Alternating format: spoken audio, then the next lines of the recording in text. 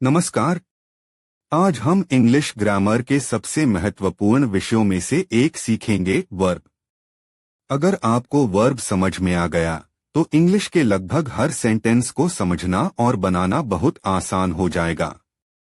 जरा सोचिए, अगर किसी सेंटेंस में वर्ब ही न हो तो क्या हमें पता चलेगा कि क्या हो रहा है? बिल्कुल नहीं। वर्ब ही सेंटेंस को जीवन देता है। अब इन उदाहरणों को देखिए। पहले वाक्य में कुछ कमी महसूस हो रही है। दूसरे वाक्य में अचानक अर्थ स्पष्ट हो जाता है। फर्क केवल वर्ब का है। आसान भाषा में कहें तो वर्ब वह शब्द है जो किसी एक्शन, स्टेट या ऑकरेंस को बताता है। हर वर्ब दौड़ना या खाना जैसी एक्शन ही नहीं बताता, कई बार वह केवल किसी स्थिति को भी व्यक्त करता है। अधिकांश वर्ब्स इन तीन में से कोई एक काम करते हैं। आइए एक एक करके इन्हें समझते हैं। सबसे पहले एक्शन वर्ब्स। ये किसी काम या गतिविधि को बताते हैं। इन्हें पहचानना सबसे आसान होता है। अब स्टेट वर्ब्स देखिए।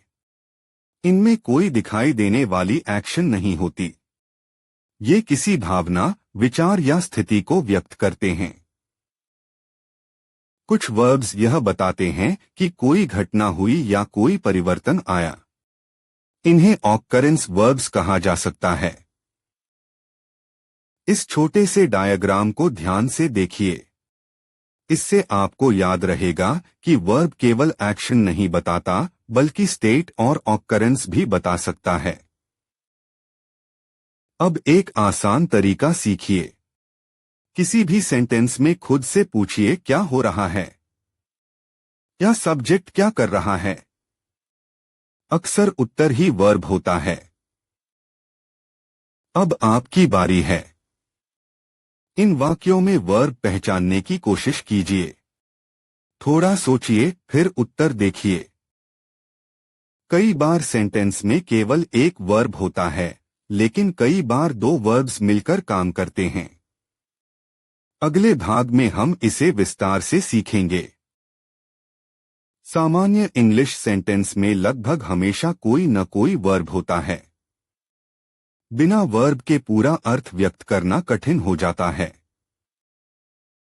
आइए अभी तक सीखी हुई बातों को एक बार दोहरा लेते हैं। अगर ये 4 बातें याद रहीं, तो आगे का पूरा अध्याय बहुत आसान लगेगा। अगले भाग में हम जानेंगे कि मेन वर्ब और हेल्पिंग वर्ब में क्या अंतर है और दोनों मिलकर टेंस कैसे बनाते हैं। अब हम वर्ब के 2 सबसे महत्वपूर्ण प्रकार सीखेंगे, मेन वर्ब और हेल्पिंग वर्ब। इंग्लिश ग्रामर का लगभग हर टेंस इन्हीं दोनों पर आधारित होता है।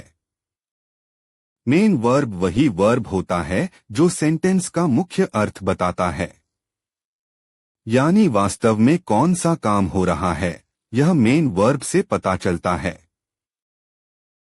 इन उदाहरणों में केवल मेन वर्ब को देखिए। यही हमें असली एक्शन बता रहा है। हेल्पिंग वर्ब मेन वर्ब की सहायता करता है। यह टेंस, वॉइस, मूड या क्वेश्चन बनाने में महत्वपूर्ण भूमिका निभाता है। ये कुछ सबसे अधिक प्रयोग होने वाले हेल्पिंग वर्ब्स हैं। आगे लगभग हर चैप्टर में ये बार बार मिलेंगे। अब देखिए कि मेन वर्ब और हेल्पिंग वर्ब साथ मिलकर कैसे काम करते हैं। ध्यान रखिए, हेल्पिंग वर्ब अकेला पूरा अर्थ नहीं देता। असली एक्शन सामान्यतः मेन वर्ब ही बताता है। इस डायग्राम को देखिए। इससे मेन वर्ब और हेल्पिंग वर्ब का संबंध हमेशा याद रहेगा। अब वापस आते हैं एक्शन वर्ब्स पर। ये ऐसे वर्ब्स हैं जो किसी कार्य या गतिविधि को बताते हैं।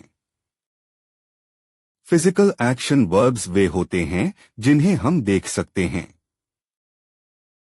कुछ एक्शंस दिखाई नहीं देती, लेकिन हमारे दिमाग में होती हैं।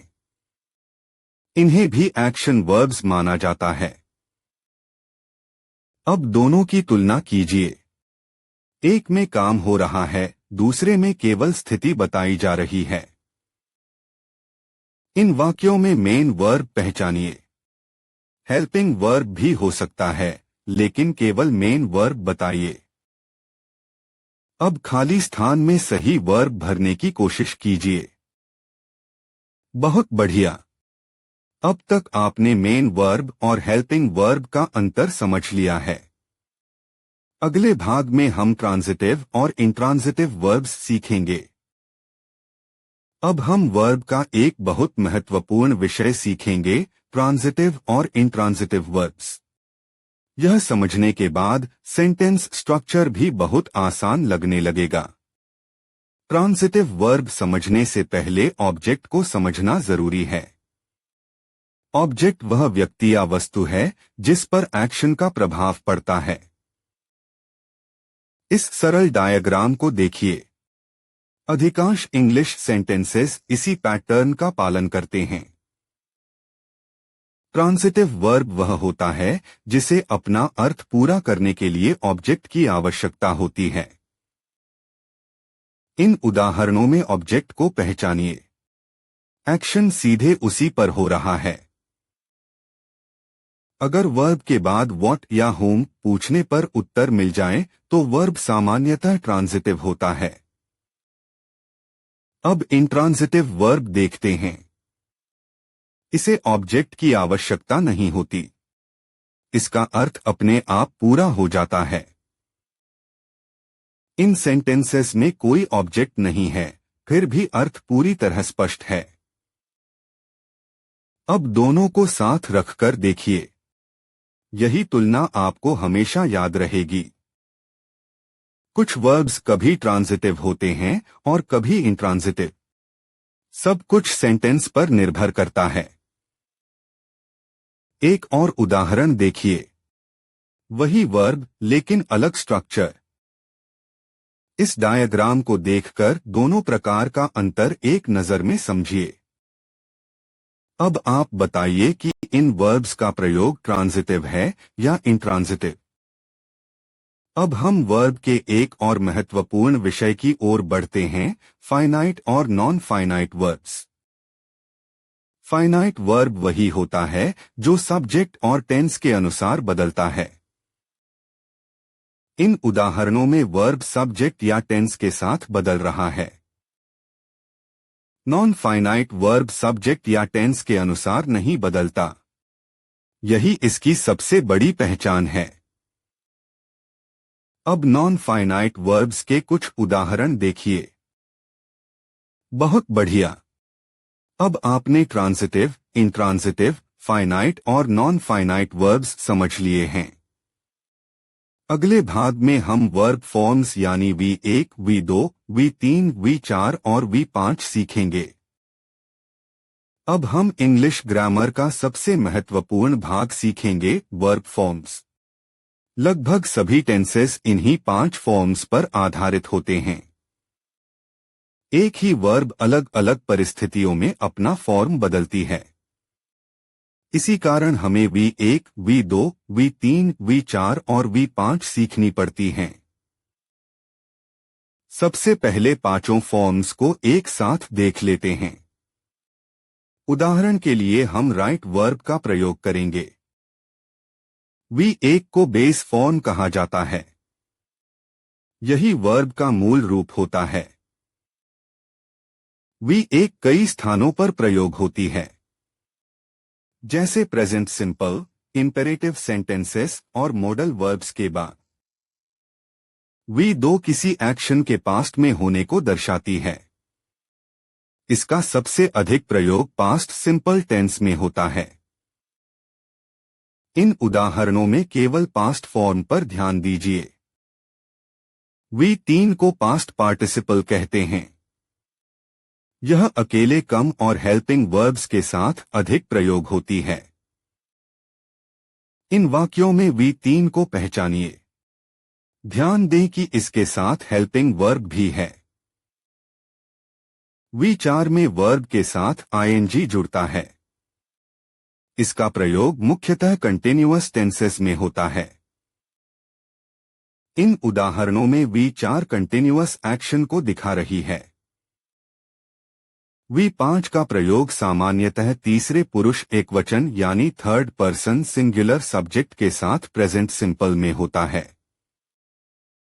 इन वाक्यों में सब्जेक्ट और वर्ब के संबंध पर ध्यान दीजिए। अब एक ही वर्ब की पांचों फॉर्म्स को साथ में देखिए। इससे उन्हें याद रखना आसान हो जाएगा। यह फ्लो चार्ट आपको पांचों फॉर्म्स का संबंध समझने में मदद करेगा।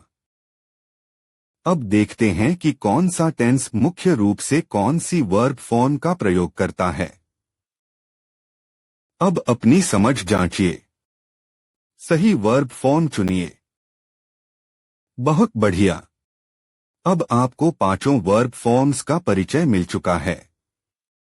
अगले भाग में हम subject verb agreement, common mistakes और अंतिम रिवीजन करेंगे।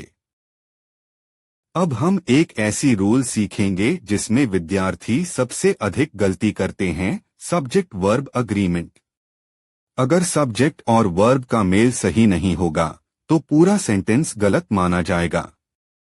सब्जेक्ट वर्ब अग्रीमेंट का अर्थ है कि वर्ब सब्जेक्ट के नंबर और पर्सन के अनुसार बदलती है। इन उदाहरणों को ध्यान से देखिए। केवल सब्जेक्ट बदलने से वर्ब भी बदल गई है। प्रेजेंट सिंपल टेंस में यह पैटर्न सबसे अधिक प्रयोग होता है। यह सबसे सामान्य गलती है। थर्ड पर्सन सिंगुलर के साथ V5 का प्रयोग करना मत भूलिए। प्लूरल सब्जेक्ट के साथ S या S नहीं लगाया जाता। हेल्पिंग वर्ब भी सब्जेक्ट के अनुसार बदलती है। यह डायग्राम पूरी रूल को एक नज़र में समझा देता है। अब तक हमने वर्ब के लगभग सभी महत्वपूर्ण कॉन्सेप्ट्स सीख लिए हैं। एक बार सबको जल्दी से दोहरा लेते हैं। अब अपनी समझ की परीक्षा लीजिए। सही वर्ब चुनकर खाली स्थान भरिए। इन वाक्यों में मेन वर्ब और हेल्पिंग वर्ब पहचानने की कोशिश कीजिए।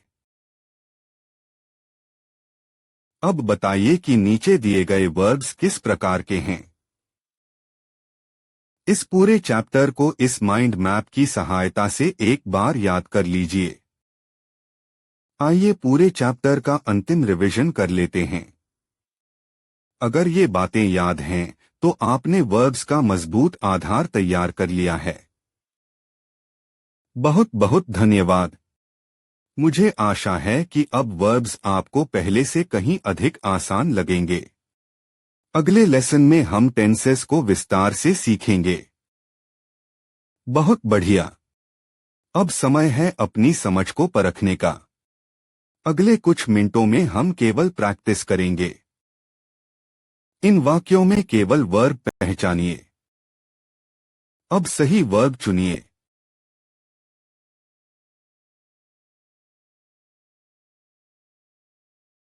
इन गलत वाक्यों को सही बनाइए। अब बताइए कि नीचे दिए गए वर्ब्स किस प्रकार के हैं। अब सही वर्ब फॉर्म भरिए। जल्दी जल्दी उत्तर दीजिए।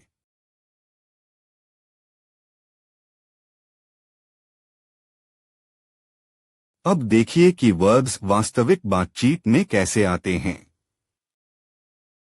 अब बिना सहायता के यह छोटा अभ्यास कीजिए।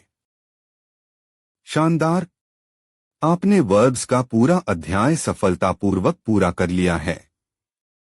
अब आप टेंसेस सीखने के लिए पूरी तरह तैयार हैं। अगर आपको मेरा ये वीडियो अच्छा लगा हो तो इस वीडियो को लाइक कीजिए, अपने दोस्तों के साथ शेयर कीजिए और मेरे चैनल को सब्सक्राइब कीजिए।